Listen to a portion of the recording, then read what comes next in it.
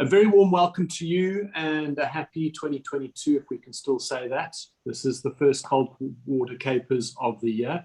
I hope the year goes swimmingly. Welcome everyone to tonight's edition of Cold Water Capers, brought to you by the Cape Long Distance Swimming Association. The CLDSA is an organization that promotes, records and supports long distance swimming in the Cape. Long distance being swims greater than 7.4 kilometers. The organization is over 50 years old, and our records include over 3,000 successful swims.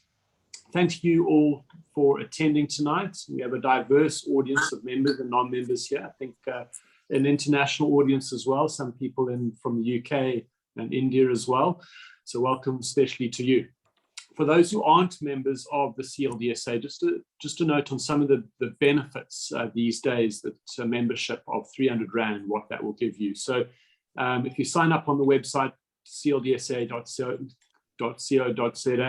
you will, and you buy membership, you'll get complimentary tickets to our talks. You'll get special offers from Orca and Speedo. You'll get discounted coaching with Michelle Weber. You'll get invited to social events, and you will get certain discounted swims, and you also get officiation at your long distance swim as well. So quite a lot of benefits for just 300 Rand. In this series, we talk to icons of Cape long distance swimming. A while back, we interviewed Ryan Stramrud, who had just broken the record for swimming one of CLDSA's premier swim routes across Falsebay. And since then, we've seen quite a lot of interest growing in the market around this special route, and hence us deciding on having this as our first talk of the year. To date, only a handful of swimmers have successfully conquered the bay, and recently a few relay swimmers have also swum the route. So today I'm joined by an interesting panel. Firstly, we have Paula Armstrong, who, along with three other ladies, including our Madam Chair, Sinead Collison, as well as Britt Hyland and Annika Boshoff, broke the ladies' record in a recent relay crossing. Their time was 7 hours, 38 minutes. So welcome, Paula. Well done. You've been cracking out the Robben Islands over the last few months. So we're really surprised when you gave this one a go. So I'm looking forward to hearing a little bit more about that. Welcome to the talk. On the same day, Joburg-based Ross Duncan fought back some tough conditions and, supported by a team, I think including Ryan with Derek and Debbie, made it across in a remarkable 8 hours, 49 minutes. He's a man known for his mental toughness. We'll explore this a little bit later. Welcome, Ross. Thanks very much, Tom. And lastly, we have someone known to most, if not all, listeners here. He's the CEO of Big Bay Events. He's the Falsebay, Robben Island and English Channel aquatic chaperone. He's Oracle of the Two Oceans. He's Derrick Frazer. How's it, Derek? Thanks. How's it, guys? It's nice to see such a big group of swimmers on the Zoom call. Yeah, just thanks, Derek. I'm going to ask you the first lots of questions, but just a word on the format before we get going. I'll be talking to the panel until about 8 o'clock. We'll see how it goes, and then we'll have 10 minutes for questions. So feel free to enter your questions in the chat panel of the Zoom session.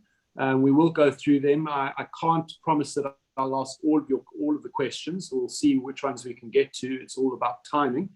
And then just to say at the end, we have a lucky draw as well. So stay tuned for that. In fact, 5 of you on this call might be winning something. So yeah, stay tuned for that. So Derek, let's best, I think, start with you.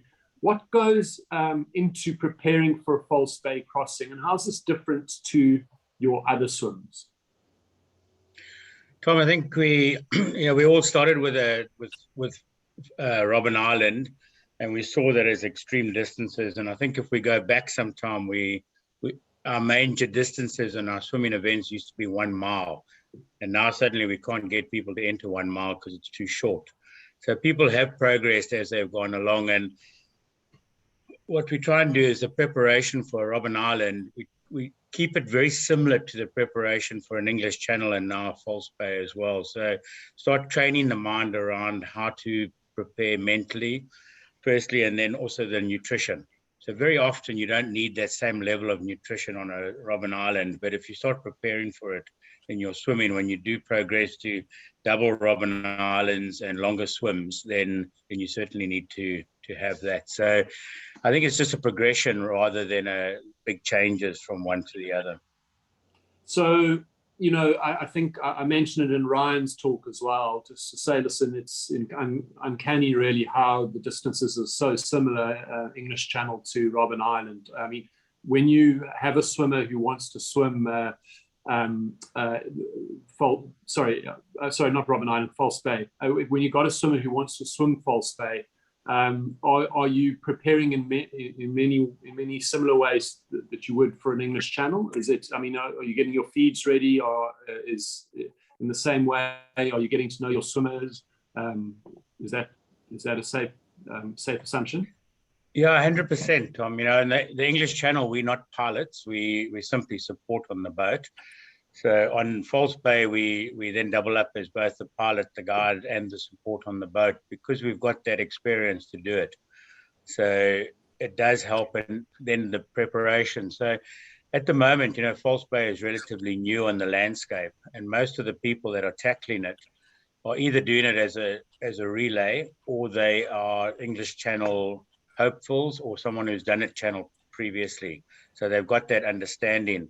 And I think as it grows and we get more and more novice marathon swimmers coming in, we'll start the preparation period a lot earlier. And you're looking at a 6 to 8 months preparation period, along with their normal training. I think we can chat to most of the guys there.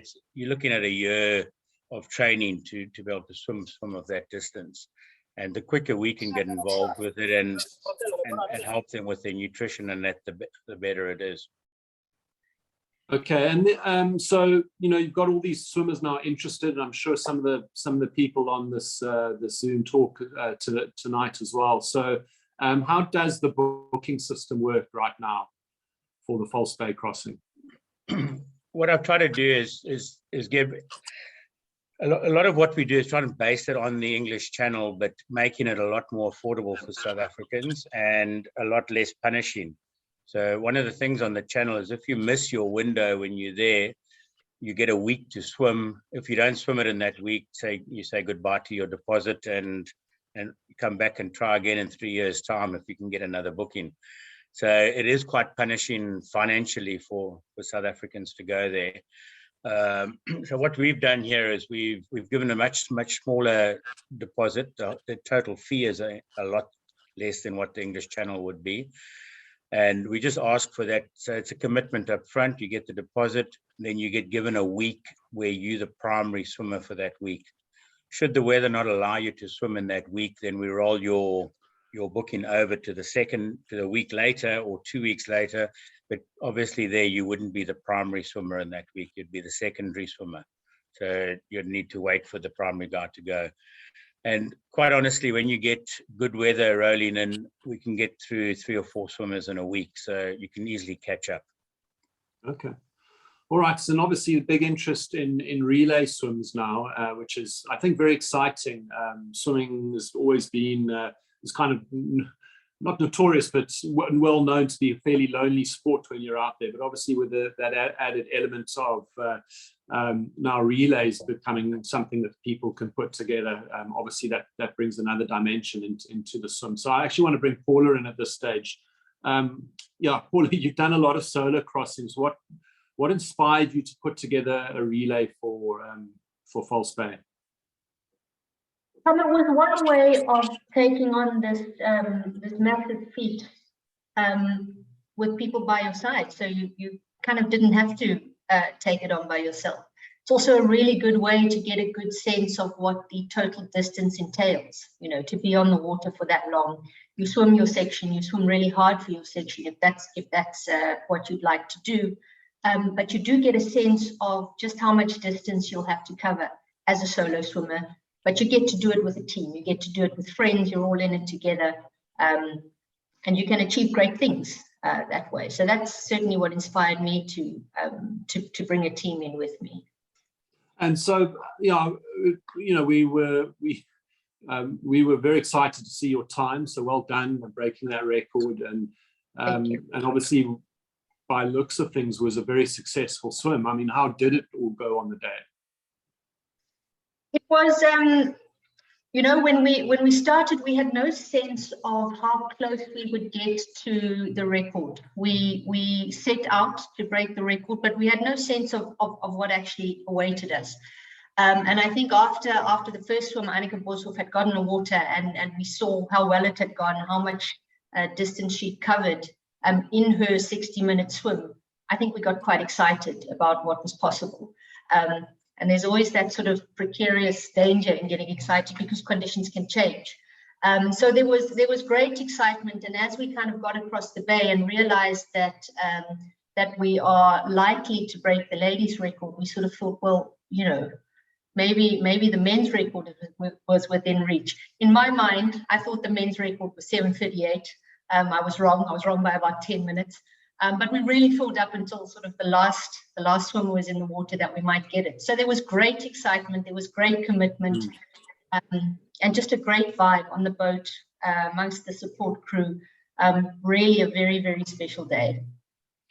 So let's talk a little bit about how a relay works. I think there are a lot of swimmers here who swam Robben Island crossings or other iconic swims, and maybe locally or internationally as well. But not many people have done a relay. So let's just look at a little bit about this. I'm just going to ask you a few questions.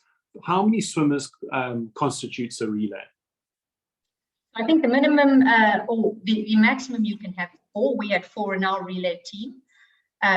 Yeah. Okay, so 4. And then do swimmers need to be of a similar speed? I mean, are you all looking for people with the same speed, or is it, or does that not matter? No, I think it depends on what you want to do with the relay, but essentially it doesn't matter. I think it's one of the few instances where you can bring people together from a range of abilities and include them in this great endeavor that you're taking on. So not necessarily.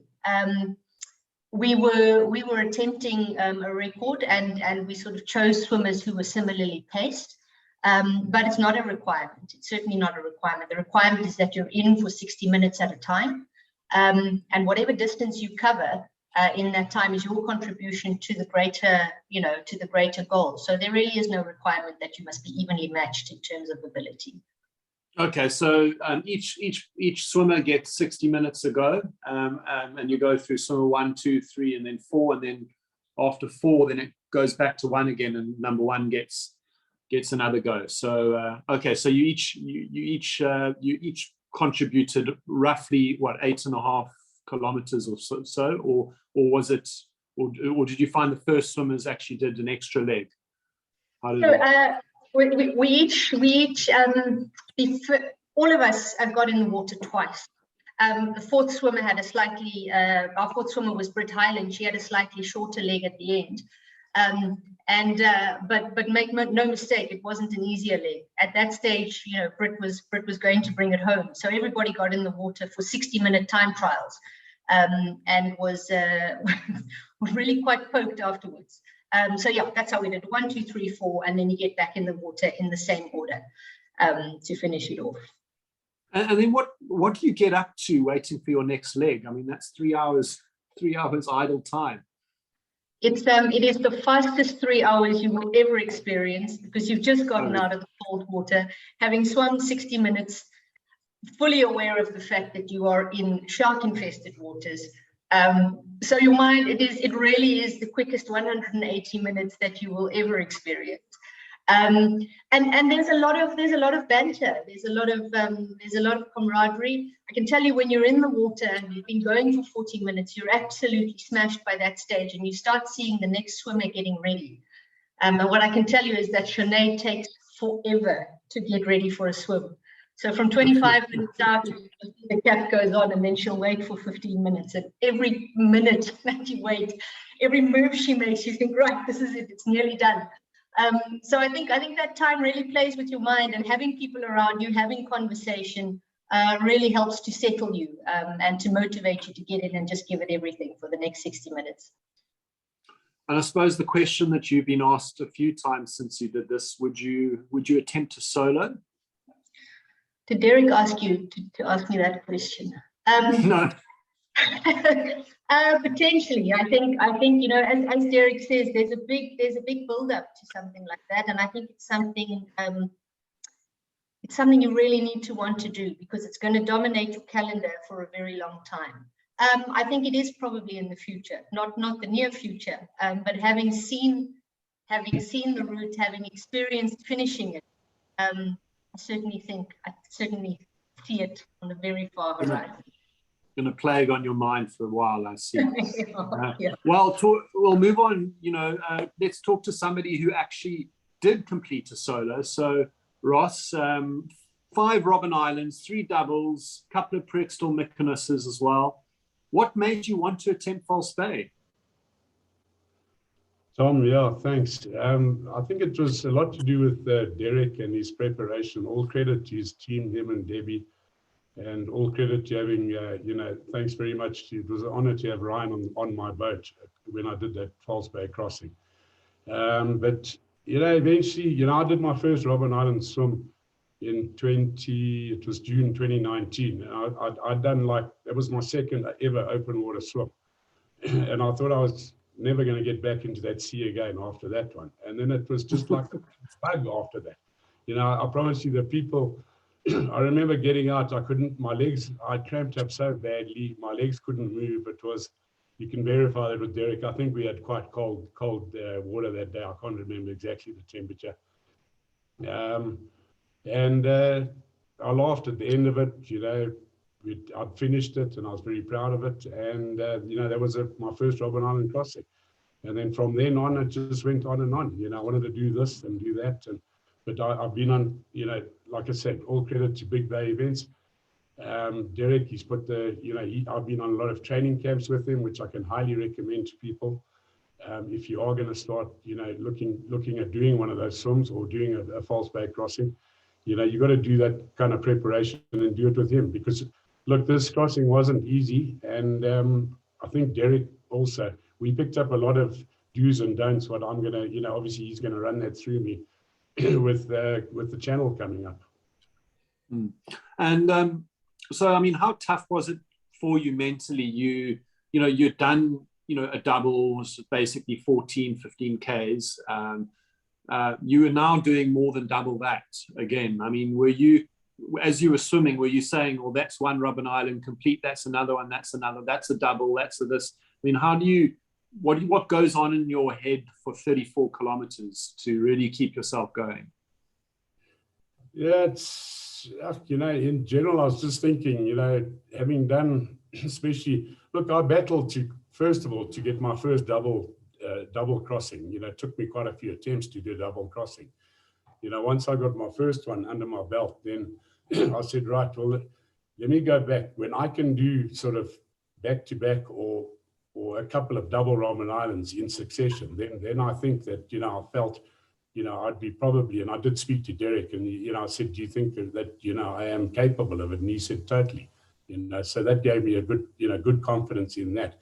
But in the actual swim itself, I mean, it was great starting off with Aniki and the girls. All credit to the girls relay team. They smashed that record. But obviously, I did do a bit of a stupid thing going out. I think I did stick with Aniki for the first hour. Then when I'm not too sure who got in next, and then I tried to sort of go with them. And then eventually, Derek said, hey, Ross, you got a burnout. You got a long way to go. And and then I slacked the pace off right off. And then thank God I obviously listened to him. And because it really got tough, right at the end. And I mean, you've got to have, Derek's always said to me, like on a channel swim, I still remember on one swim camp, it was Troy Mayers and myself. We had horrendous weather. I think Ryan was actually on that same swim camp. And eventually we turned at Mykonos, and I remember Derek saying to us, hey, welcome to the English Channel. And that's how rough the seas were. And I'll tell you what, it wasn't as rough as that, but, you've got to take it into whatever, he's a good captain, Derek, and that's it. And so obviously big news, I think a lot of people in the community know that you are doing this channel attempt, so thanks for mentioning it. But when is it? Is it this year? Yes, fortunately, 1st of August. If everything goes well, my window starts from the 1st of August. So actual swim day is the 1st of August. So hopefully it happens. Yeah. Okay. And then, yeah, I just want to move over to Derek. You've been doing your research over a number of years. What are the best months to attempt a crossing? You know, obviously we've seen a couple of swims now. There was one in, I think it was Ryan's in about April, or the window was around April, and now we've had Ross in just recently. So is it this time of year that's the best time to do a crossing? There's a couple of things that you got to look at, and one is the daylight hours. I think Falsebay has always got that image of sharks that come up, and everyone wants to do it in daylight hours. English Channel, we swim according to tides. You swim whenever the tide works. And Andrea, who has also swum the Falsebay, she did her channel completely in the dark. Started at 5 p.m. and finished at 4 a.m. But we're not going to do that on Falsebay. We're going to look for the sort of the hours that are in the light. And then Cape Town is always, the prevailing southeaster winds always comes around about December, January, February. And I think the previous thinking was that we go from east to west, and we go with the southeaster behind. But when Ryan wanted to do a double Falsebay, we spent quite a lot of time studying it. And the more I studied it and the more we saw it, it definitely worked out that it's going from west to east is the better route. And it's proven it with all the records that have been broken in the last 2 years, or in this last 2 seasons anyway. So I think we haven't quite settled on when the season is. It was a long story getting to there. We haven't quite worked out exactly when that season comes, but for me, I think it's December, January, February, and March, and then sort of into the first 2 weeks of April is probably the best time to do it. And you therefore, so you're waiting on that westerly to pick up, and then that, you know, clear skies and good lights, and then yeah. Interestingly enough, the worst time that we've had has been the best visual conditions. So Andrea, who got the very, very best looking conditions and the best photo opportunities, had the slowest time, and she's as good a swimmer as all the others, if not a little bit faster on a straight line than some of the others. But her time was 2.5, 3 hours slower than the other guys. So it's been interesting. So we just chatted to Ross there, and you know, he's mentioned you quite a few times in his responses to my questions. But Derek, how important is it for you to know a swimmer like Ross before somebody like Ross or Andrea or Ryan attempt a Falsebay crossing? Is it very important? Tom, I think it's more the other way. You know, it's nothing that we've ever studied, and everything we know is from our experience of doing this. You know, I've personally done over 1,000 Robben Island crossings, supported over 1,000 Robben Island crossings. I've done, I think, 19 English channels, and now I've done 7 out of the 12 Falsebays that have been done.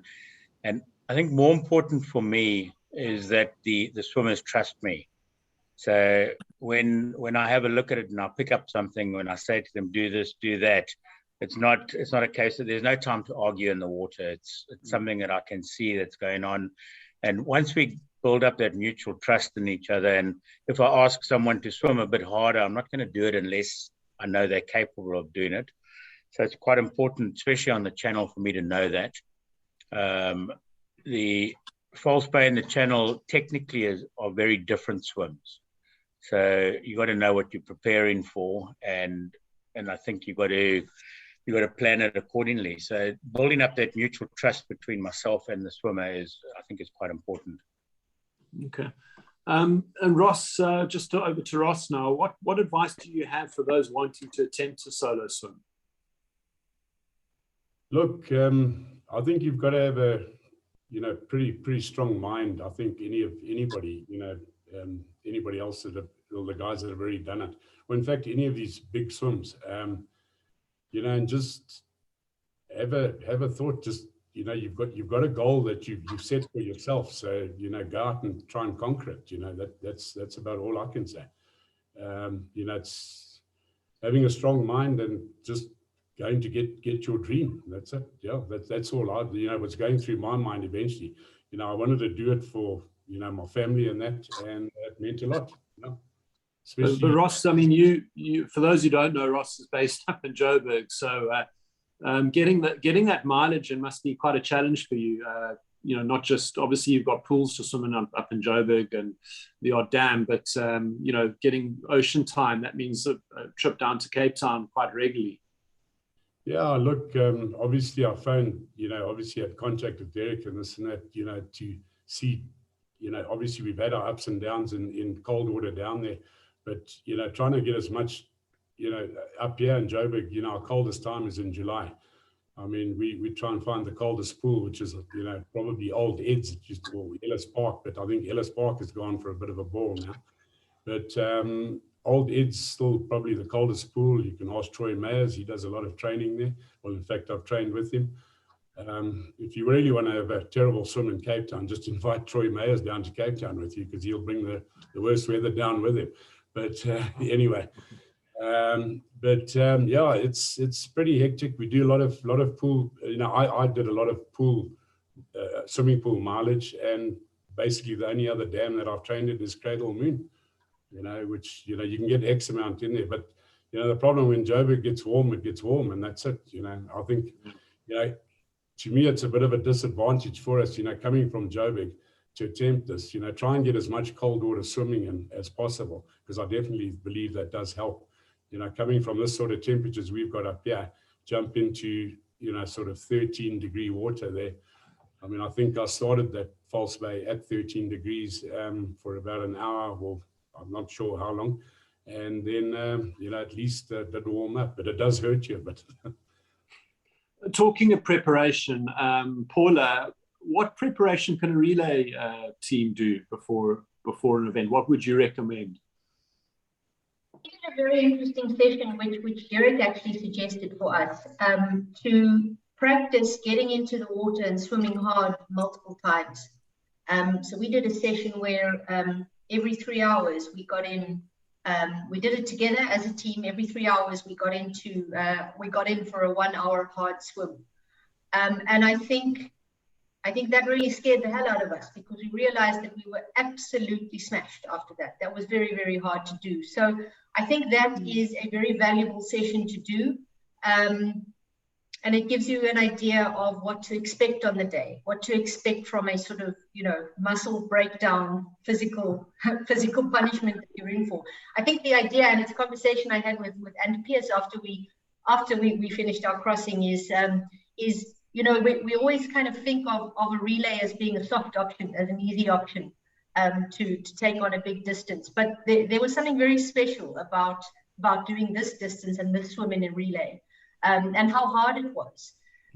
So I think that was a very useful session to do, and to make sure that you sleep, get enough sleep in the week before. It's an old triathlon trick, but when you're going to be working that hard for multiple sessions, sleep is really one of the best weapons you have to get you through the day. So that would be my advice.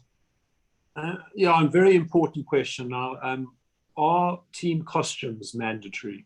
Absolutely compulsory, and they take at least an hour and a half off your time. You must be matching at all times. We were incredibly lucky to be sponsored by Speedo. They were very generous in sponsoring our gorgeous golden costumes, the Golden Girls, as we've been dubbed.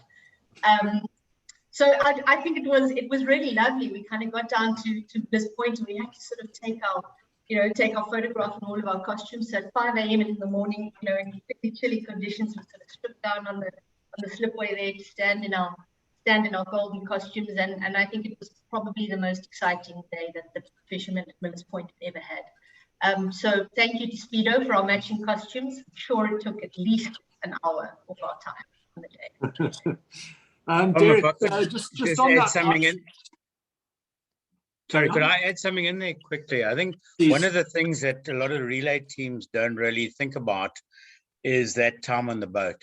And there's one or two other relay swimmers on this group now who will agree that the time on the boat is way worse than the time in the water. And I think they'd rather swim a solo than a relay swim. So if one of the things you want to do is train is spend a lot of time on the boat and maybe get an opportunity to train a shorter swim as a relay team so that you understand what it's like to sit on the boat at a swimmer's pace. Many variables enter there on the boat. Many variables. So it's very good advice, Derek. So Derek, for a relay, do you have an extra boat in the water? Tom, I personally would never go across Falsebay with just one boat. So on all of the crossings, we say two boats.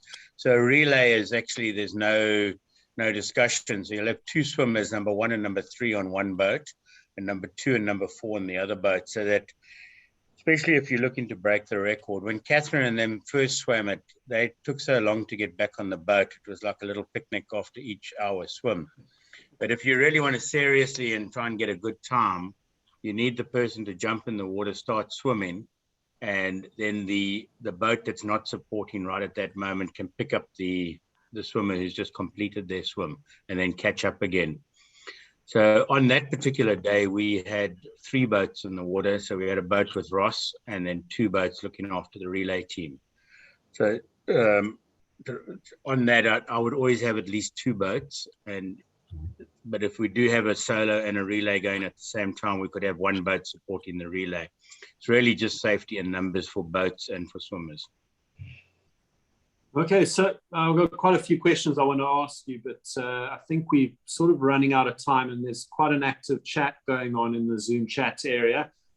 Thank you to those who've been helping answer some of those questions as well. So there's been a lot of questions around the rules of a relay, particularly, and you can find, in fact, the answers to those questions. There is on the CLDSA website, you'll be able to find all the rules there, and there is a section on relays.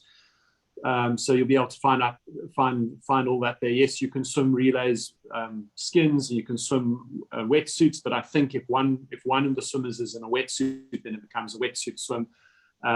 You can swim mixed, then it would be a mixed swim.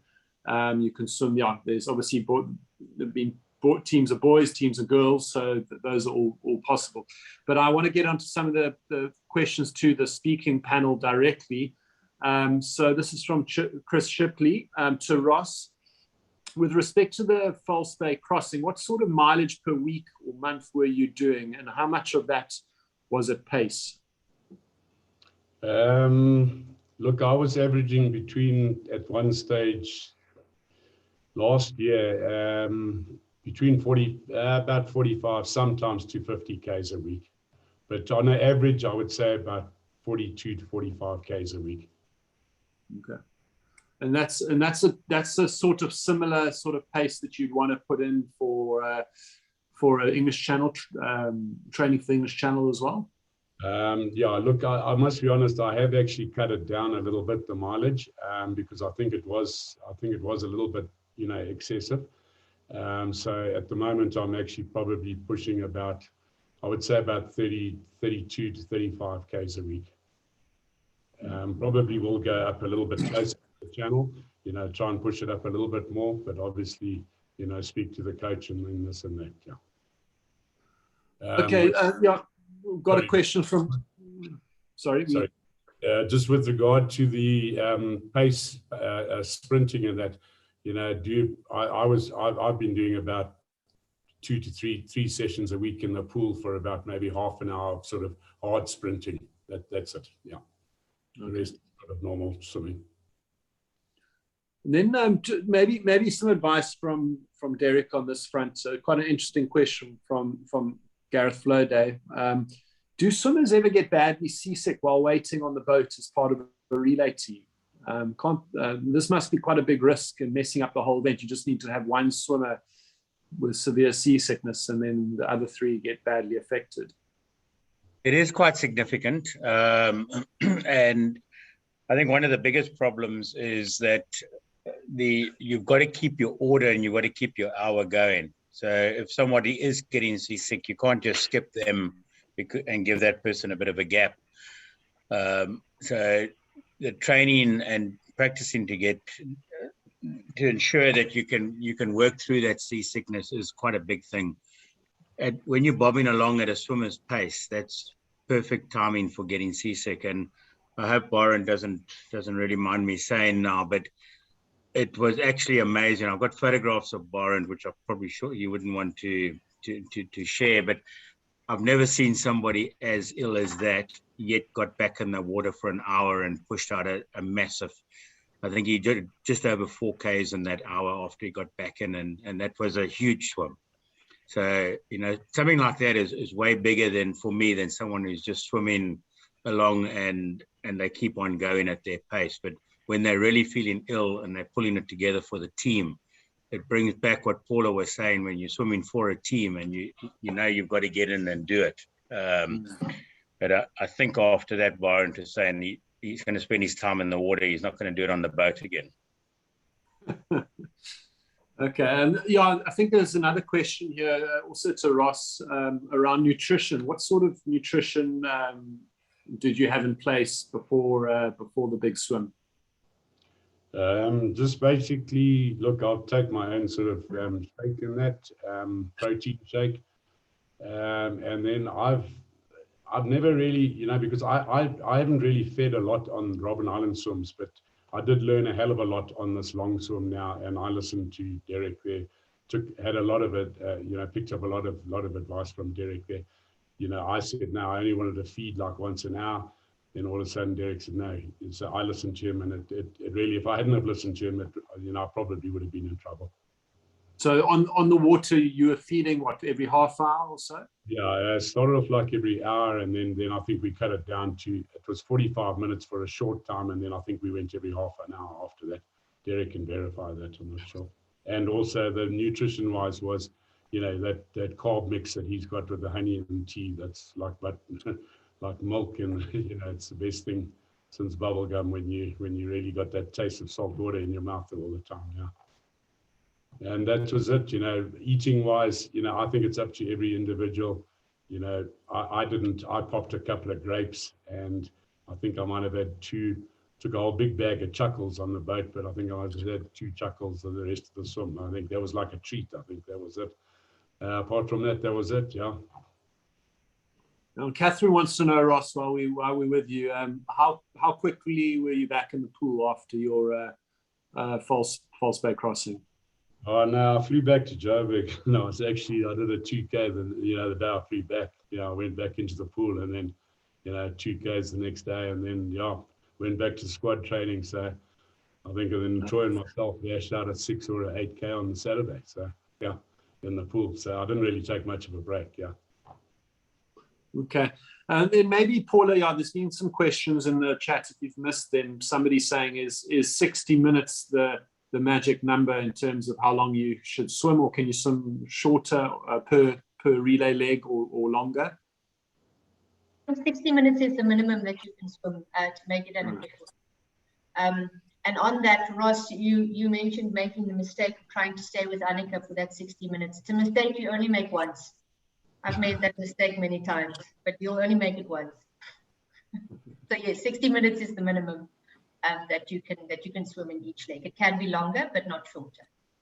So, I mean, if conditions are rough, unfortunately, you've got to stay in there for 60 minutes. And I suppose with currents, you could be ending up swimming close to, 4 Ks on one 60-minute thing and maybe 2 Ks on another. So obviously, absolutely. And as Derrick said, the fast conditions are not necessarily nice conditions. So it's a hard 60 minutes if you do have fast conditions, and you can vary. I mean, I think I varied 400 meters on my 260-minute sessions. So it depends. Conditions change all the way along. So yeah, definitely. Okay. All right. It's 8:10, which normally means time to wrap up. But I think before we do, I just want to ask you, Paula, what's next for you? I'm still trying to get up at 6 to go to morning training. I mean, Ross was in the pool after his Falsebay crossing. It took me about 2 days to rediscover my passion for swimming. So, no, I think in all seriousness, I'm going to give the Langebaan Mad Dash a good go in about 10 days' time. And then I'll see where swimming takes me. Derrick's got some crazy ideas about a Robben Island double crossing at some stage, but we'll take that conversation offline. But yeah, I think just staying in the water and enjoying myself, having fun, is a priority for me at the moment. And then Ross, I suppose it's all about the English Channel then. Yeah, really looking forward to the next couple of weeks actually, because I'm going to do that 16 mile and then jump on that's for a good cause, for charity, and then jump on a plane, and I'm really looking forward to the Mad Dash. Do the Mad Dash and then followed by the swim camp. We'll take it from there. Okay, and then Derrick, what's next for you? Tom, yeah, we're obviously quite busy at this time, and I think the interest in Falsebay is really building up, and it's so nice to see so many people on here. So I'm going to start setting up some workshops for people who want to know a little bit more and more personalized detail on Falsebay. So just watch on our social media, and we'll either do it in Zoom. Personally, I like to do it in the flesh, and maybe we can do it up in Langebaan, and we can do some training swims, and that depending on how many people are really keen to do it. We still love Langebaan as a training facility, and it is definitely a great spot to go and train for it. Okay. All right, so thank you, everybody. It's time for the lucky draw. Speedo have kindly sponsored some swim caps. So we've got 5 people that we've drawn. The first winner of the swim cap from Speedo is Lindsay de Kock. Well done, Lindsay. The next one, he's asked quite a few questions tonight. Gareth Floday. He's got the second cap. Then the third cap goes to Morgan Burr. The fourth one goes to Marcel Keehan. And the fifth one goes to Christopher Shipley. So thanks, well done to them, and thanks to Speedo for that sponsorship. Thank you, everybody, for joining us on what is either our 6th or 7th Cold Water Capers. It's been an absolute pleasure to chair tonight. Thank you to Derrick, to Paula, to Ross. You've all brought some very interesting insight into what it takes to take on the big Falsebay. And I'm sure we'll see quite a few people in the water attempting that in the next couple of years. So thank you very much for joining me. We have got some interesting talks coming up in the new year. In this new year, we're going to look to run this every couple of months. And we will tell you a little bit more about who's up next closer to the date. So thank you, everyone, for joining us, and enjoy the rest of your evening.